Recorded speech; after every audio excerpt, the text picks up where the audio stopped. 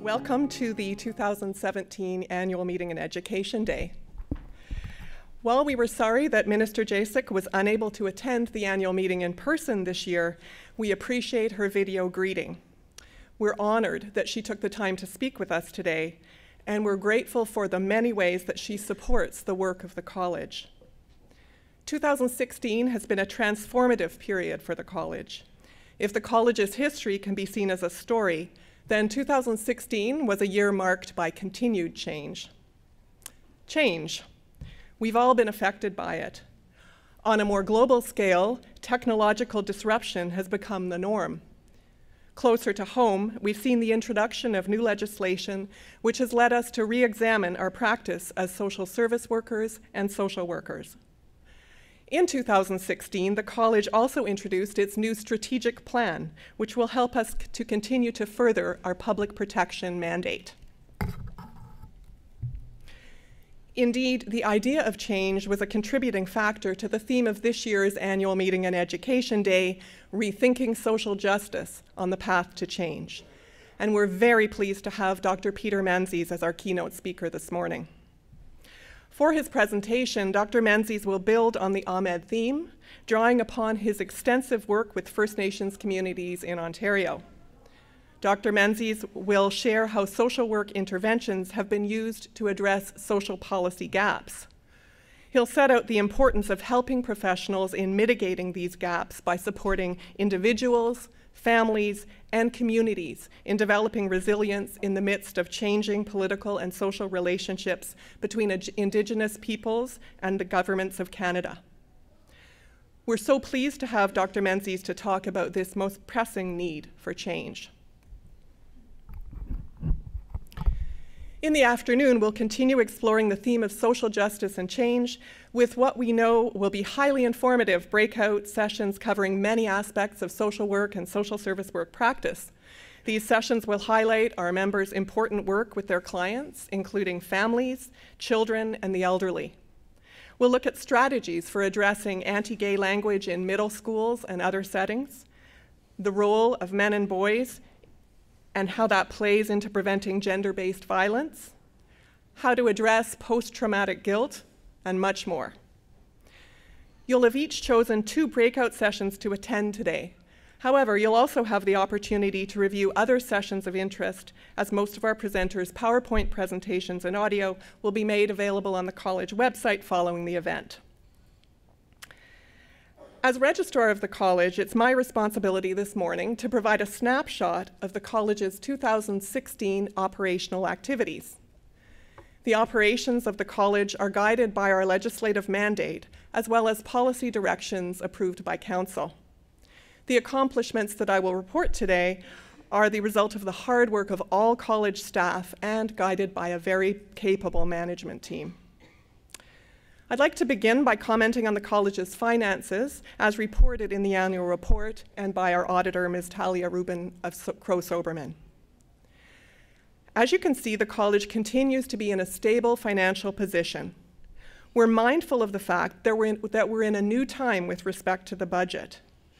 While we were pleased to see that the slight flattening of registration and renewal rates predicted for 2016 did not fully materialize, we're very aware of the ongoing need to be prudent as we intentionally draw down on the reserve and move toward a balanced budget. I've explained in past years that in 2009, the College Council made a strategic decision to approve deficit budgets in order to draw down in a planned and gradual way on the reserve fund built up in the early years of operations. The intent of this decision was to ensure that the accumulated surplus represented by the reserve was reasonable and sufficient to meet the long-term viability of the college and not excessive for intended purposes. Through its annual budget process, the college continually refines its forecasting and budgeting processes to ensure that it will have adequate funding to address its ongoing obligations to implement new and existing programs in order to fulfill its mandate. All decisions are made in consideration of our mandate of governing the professions of social service work and social work and serving and protecting the public interest. In 2016, the college drew down on the reserve according to its plan, though the total draw was somewhat less than anticipated. The slightly slower draw was due in part to a number of staff vacancies, including senior leadership roles. Throughout 2016, the Deputy Registrar, Laura Sheehan, and I have worked hard to review and refine the college's processes and organizational structure. We've had success in balancing the existing staff complement in order to maximize our use of staff expertise. The slower draw on the reserve was also due to some significant cost savings associated with online processes and a corresponding reduction in postage and courier charges. In 2016, the college's annual report was fully online, following previous shifts to online renewal and online member cards and tax receipts. We've had very positive responses overall to these shifts, and we're confident that we have the support of our membership as we move forward and maximize our efficient use of technology. Legal costs in 2016 increased slightly from 2015 by $24,000, approximately $24,000. This increase reflects work on the amendments to the registration regulation as well as bylaw changes in the course of the year. There were, as well, significant costs associated with discipline and other matters related to our statutory obligations. The college is committed to the prudent use of legal services, which are necessary in order to minimize risk, achieve regulatory effectiveness, and fulfill our public protection mandate. We continue to carefully monitor our use of legal resources as we carry out our duties. You'll note from the annual report that 1,794 new members registered in 2016. Once again, we were pleased with the number of new graduate members. Overall, 938 new graduates registered in 2016. 94.5% of members renewed their membership with the college in 2016, increasing the total number of college members to 18,945 as of December 31st, 2016. We worked hard to facilitate a straightforward renewal process online, and as a result, 89% of members renewed online in 2016 compared to 64% in 2015. As is the case every year, in 2016, the college submitted its annual reports on its registration practices to the Office of the Fairness Commissioner in accordance with the Fair Access to the Regulated Professions Act. I'd like to emphasize that in this area and others, the college is committed to continually improving its processes to ensure transparency and fairness. These reports can be found on the college website.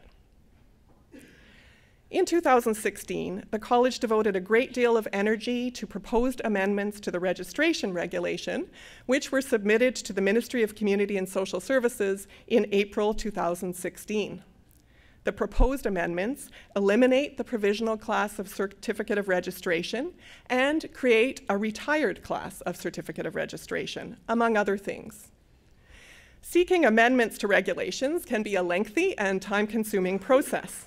We're appreciative of the support of our minister and the Ministry of Community and Social Services, and we're pleased to tell you that we're in the final stages of this process. I'd like to now speak to some of the ways the college is working toward achieving the objectives outlined in our strategic plan, which was published last year and is available on the college website. The college's 2016 to 19 strategic plan has 4 strategic priorities as follows: to strengthen stakeholder and public awareness, to uphold ethical and professional practice, to maintain effective governance, and to achieve regulatory effectiveness. The college is determined to strengthen its stakeholder relationships and increase awareness of its public protection mandate.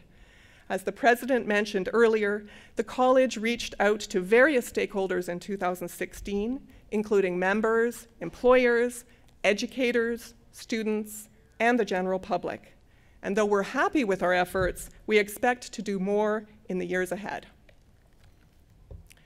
In 2016, the college engaged with our ministry, as well as the Ministry of Health and Long-Term Care and eHealth Ontario, regarding Bill 119, which amended the Regulated Health Professions Act, also known as the RHPA. The college's concerns related to our members' ability to access the electronic health record, or EHR, and be part of the provider registry. The college's engagement on this issue resulted in increased visibility for the college with both the Ministry of Health and Long-Term Care and eHealth. The college will also be negotiating a data sharing agreement with eHealth, which will ensure our members' access to the electronic health record. The college's second priority in its strategic plan is to uphold ethical and professional practice. This priority is key in terms of the college meeting its public protection mandate. And in 2016, we achieved this priority in a number of ways, and I'll highlight a couple now. In response to legislative developments in 2016, as well as needs identified by members and other stakeholders, the college published various articles to help guide members in their practice. These articles addressed medical assistance in dying, the regulation of psychotherapy, dual relationships, boundaries, and sexual misconduct. As noted by the President, the college worked with the Ministry of Health and Long-Term Care and the other colleges whose members will have access to the controlled active psychotherapy once proclaimed to produce and hold a public consultation on a clarification document intended to address confusion around the Controlled Act in order to move forward toward proclamation. The college will continue to update its members on this and other issues through the Perspective newsletter, practice notes, and other practice-related publications. The college upholds ethical and professional practice through the exceptional work of the Professional Practice Department. Last year was a busy year for our professional practice staff, who provided 2,622 consultations to members and the general public, with the most common inquiries related to consent, confidentiality, duty to warn, scope of practice, and documentation. In December 2016, the College Council approved changes to the Continuing Competence program. These changes were based on recommendations from a comprehensive evaluation of the program. The CCP is a vital college program and one way that the college assures quality in social work and social service work practice and promotes competent, ethical, and professional practice. The revised CCP is now easier to complete and requires fewer steps for members. It continues to take a self-directed adult learning approach. The revised CCP documents and the CCP evaluation report can be found on the college website. And we're pleased to offer an educational session about the revised program in each breakout block this afternoon, which will also be posted on our college website following today's event. The college's third strategic priority is to maintain effective governance. We'll meet this objective by leveraging technology and promoting a culture of diversity, inquiry, and accessibility at the college. In 2016, the college held an election in electoral districts 1, 2, and 5, and 6 new members were elected to the college council. 2 vacancies for social service worker positions were also filled in electoral district 4. Finally, the college continues to strive to achieve regulatory effectiveness, which is strategic priority number 4. One of the ways the college achieves regulatory effectiveness is through ensuring timely and effective complaints and discipline processes. In 2016, the college received and processed 61 new complaints on behalf of the Complaints Committee regarding the conduct of college members. College staff supported the work of the Complaints Committee in issuing 114 complaints, decisions, and reasons. The college received and processed 17 reports on behalf of the Executive Committee, which issued 21 report decisions and reasons in 2016. Regulatory investigations were conducted, resulting in 14 referrals to the Discipline Committee. The college conducted health inquiries, resulting in 2 referrals to the Fitness to Practice Committee. The Discipline Committee completed 3 pre-hearing conferences and conducted 15 hearings. The annual report contains further information regarding the issues raised by those complaints, as well as statistics regarding the disposition of these matters. As you know, the Discipline Committee decisions summaries are published in the Perspective newsletter and posted on the college website. To conclude, I'd like to quote the Irish playwright George Bernard Shaw, who once noted that progress is impossible without change. With those words in mind, we turn the page on 2016 and look forward to what appears to be a promising new chapter in the college's development. I wish to take this opportunity to thank Beatrice Traub-Werner and members of council and committees for their ongoing leadership. You've created the vision which permits the college to take on new endeavors and offered the support to achieve them. Last but by no means least, I want to acknowledge and thank our dedicated college staff. I'm very proud to work alongside you. Together, we continue to be committed to excellence in our important duty to protect the public interest. And before we proceed with our day, I'd like to remind you to join us on Twitter by using the hashtag AMED2017. Thank you.